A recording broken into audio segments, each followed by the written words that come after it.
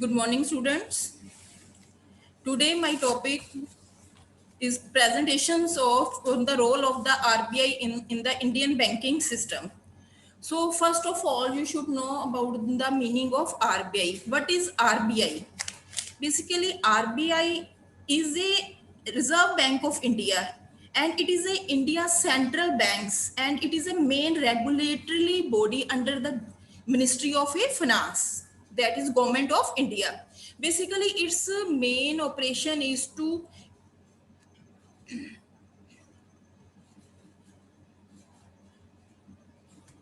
just wait for a minute. Just. RBI is a India's central banks, and it is a regulatory body under the jurisdictions of the Ministry of Government. Or basically, main aim of the government RBI is to issue and supply of Indian rupees, and it is a regulator of Indian financial system.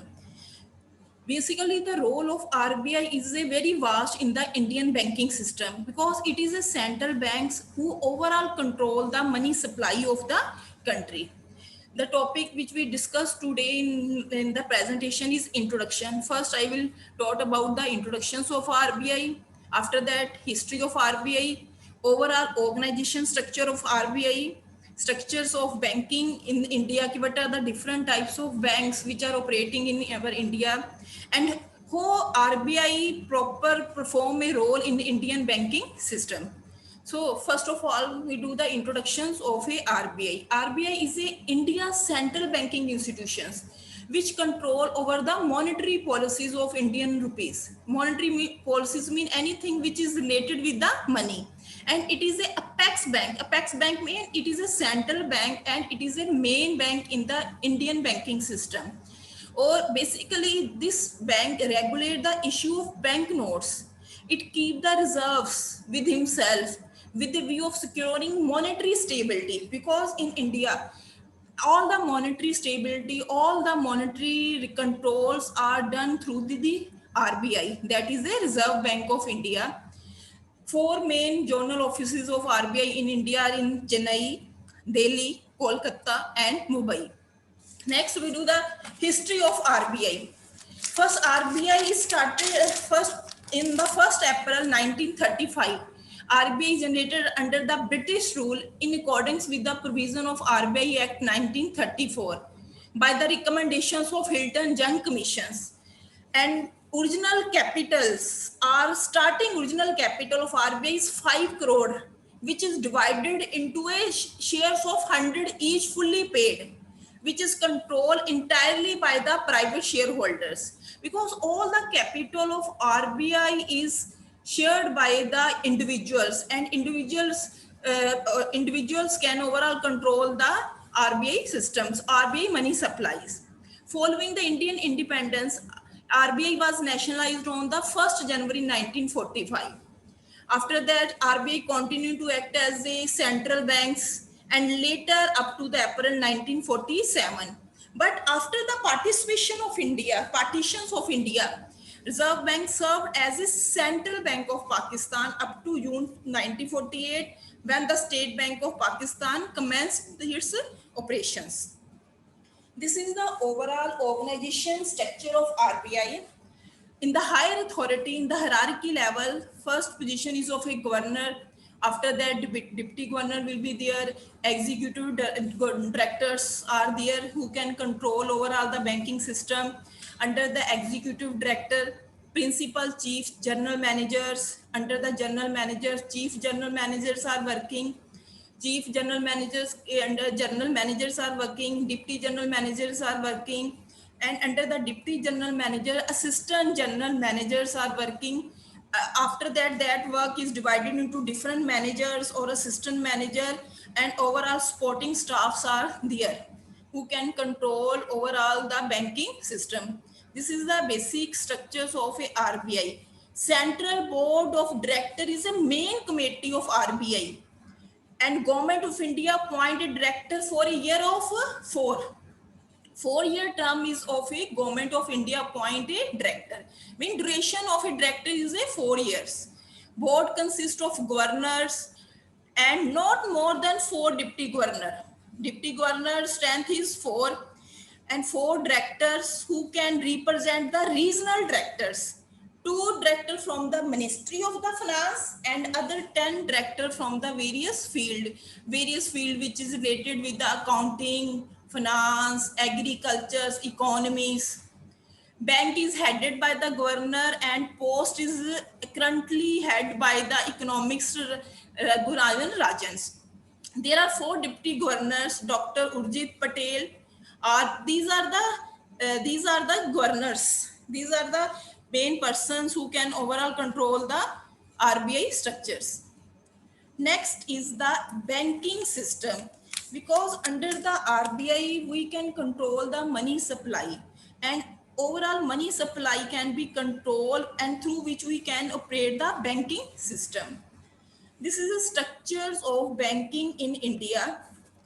Central bank is a RBI bank, which is known as a main bank, which is known as a apex bank. Under the RBI, 2 types of banks are there: scheduled bank and unscheduled bank. Students, scheduled banks are those banks which are included in the second schedule of RBI, and 3 conditions are necessary through which we can say that this bank is a scheduled bank or this bank is a unscheduled bank. First condition is paid up capital and reserve of that bank should be at least 5 lakh. And main business is of a banking in India, and it must be corporation or it must be cooperative society, and it not a partnership or a sole proprietor, because single person or a 2 or 3 person don't do the banking business. It must be a corporation or a cooperative society. Or under the non-scheduled banks, understood, scheduled bank is that which is included in the second schedule, or unscheduled bank is that which is not included in the second schedule of RBI. They have to maintain the cash reserve ratio. Okay? Otherwise, every bank have to maintain the cash reserve ratio with the RBI. Minimum some percentage of reserve is maintained by every bank with the RBI.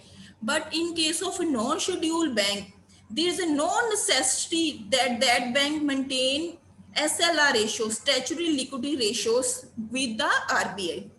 Our main banking activities are limited. Some activities are limited. Otherwise, scheduled bank can deal any types of activity. They deal in foreign exchange, they deal in monetary supply, they can provide different types of services. But non-scheduled bank cannot deal in foreign exchange. Right, students? Under the scheduled banks, there are different types of bank. First is public sector bank. And no, we should know what is public sector bank. Public sector bank is that bank in which government has a major holding, or at least 51% ownership is vested with the government, or shares of these banks are always listed in a stock exchange. Basically, these banks are under the government control, so automatically more than 51% ownership is vested with the government. That's why these banks are known as a public sector banks. And all the share of these banks are listed on a stock exchange. All the public sector banks issue a shares, and that shares can be listed in a stock market. Next is private sector bank, or under the public sector banks, there are 2 types of bank: nationalized banks, SBI, and its associate banks. No, what is nationalized bank? Nationalized bank, in 1964, 14 banks are nationalized. 14 banks are nationalized who has a deposit of rupees 50 crore or a more. After that, some changes were there in the banking system, and in 1986, banks are nationalized. After 1964, in 1964, 14 banks are nationalized, and in 1986, banks were nationalized. Or main function of nationalized bank is to provide finance for the housing projects. Nationalized banks provide for the housing project.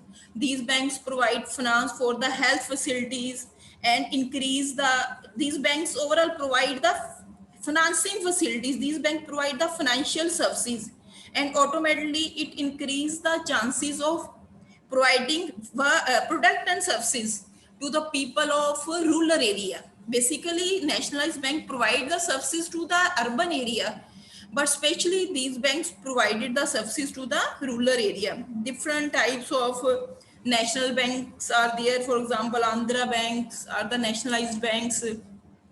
Punjab National Bank is also come under the nationalized bank. IDI banks, Bank of Allahabad, or syndicate banks. These are all examples of a nationalized banks. Under the public sector banks, there are State Bank of India and its subsidiaries, which is known as a associate banks. Under the public sector, first is nationalized bank.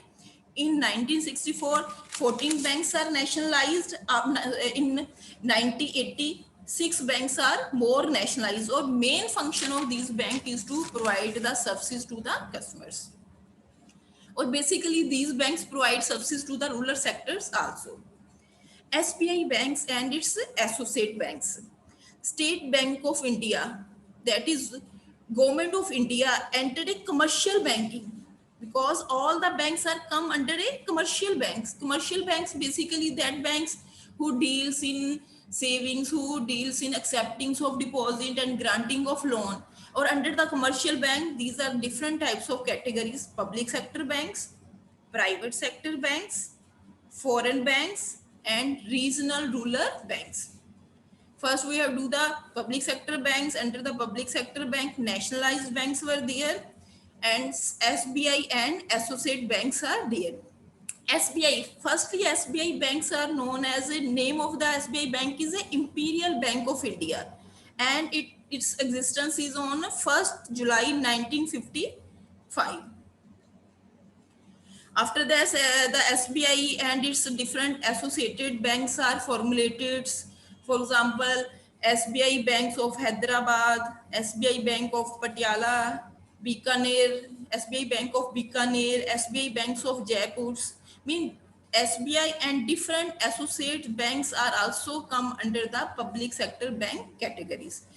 Basically, State Bank of India has entered in a commercial banking when it took over the Imperial Bank of India, because in the starting, State Bank of India is known as the Imperial Bank of India in July 1955. But after that, Imperial Bank of India can converted into a SBI. SBI means State Bank of India. And after that, some subsidiary banks or associate bank also come into existence. For example, I've given you the examples of State Bank of Patiala, State Bank of Hyderabad, Bikaner State Banks, Jaipur State Banks. Next, commercial bank is private sector banks. All those banks, students, all those banks in which majorities of shares are held by the private individuals. Basically, under the public sector bank, more than 51% of share is of the government. But in the private sectors, all the bank in which the majorities of shares are held by the private individuals, that banks are known as a private sector banks. For examples of private sector bank, for example, Dhanlakshmi banks, any different types of banks which come under the private categories, private sector banks. Next is foreign banks. Foreign banks are that banks which are registered. Students should know that foreign bank is that bank which is registered in their home country, not in India. Automatically, the bank which is registered in India, that bank is not a foreign banks. That bank which is registered in their home country, not in India, they have their offices or branches in India. Registered not India, but have offices or branches in India. For example, some chartered bank, its main registration registered in outside the India, but different branches are in India. Next, commercial bank come under the regional rural banks. Regional rural banks are those banks whose main objectives was to provide credits and other facilities to the small farmer. Regional rural banks, from the name you should clear that regional rural banks which provide the rural banking facility in the rural areas. Different regional rural banks are started, or its main objective was to provide credit. Provide credit means provide loans and other facilities to the small farmers, agriculturers, and they are governed. Basically, these banks are governed by the RRB Act, Regional Rural Bank Act 1976. And 50% capital is of the central government. Students should note that under the regional rural banks, 50% capital is provided by the central governments, 15 by the state government, and 35% capital by the public sector banks. Or main area of regional rural bank is to limited only to some region. That's why its name is regional rural bank. Some region comprising, for example, some districts of the state where the banks can provided the its services. Next is cooperative banks. Cooperative banks is a small sector bank. What is cooperative banks? It is also come under the schedule bank. Cooperative bank, it is a small sector banking, or its main purpose is of not profit earning, because these banks come under the no profit and no loss category. In a small sector banking, carry that activities whose purpose is no profit, no loss. Or main purpose of cooperative bank is the mutual cooperations and help. And these banks are basically engaged in financing rural and agriculture developments, because cooperative banks, basic aim of these banks is to provide mutual help. They can collect the saving of the small investor, and that saving is invested and used for a mutual cooperation, used for a rural development, for financing rural project, for developing the agriculture sectors. And these cooperative banks are come under the Cooperative Act 1904, because all these banks are come under some act, RBI Act, Regulations Act, Foreign Exchange Act. In the same way, cooperative banks also come governed by the Cooperative Credit Society Act 1904. These are two types of cooperative banks: urban cooperative banks and state cooperative banks. Urban cooperative banks, which provide the cooperative different types of facilities for the development of agriculture, for financing the rural sectors. That type of banks is come under the urban sectors cooperative banks. State cooperative, which operate under the state level, that types of cooperative banks are state cooperative banks. In addition to these banks provide the different types of facilities to the customer. They also provide the finance to the customers. They also accept the deposit. It is also a type of a commercial bank, but main purpose is it's through mutual cooperation. It can collect the saving of small customers. That's why it is a cooperative banks. Next topic is the role of RBI in Indian banking system. Because I have already told you that RBI is a central banks. RBI is a main banks who overall control the monetary supply, money supply of the country. Because it is a main bank, and all the monetary transactions, all the money supply, whether we increase the money supply in the country, whether we decrease the money supply in the country, all these are done through the RBI. That's why RBI has played important roles in the Indian banking system. First role is monetary authorities. RBI monetary authorities, all the money transaction, all the money supply have all controlled by the RBI. RBI has a full authority.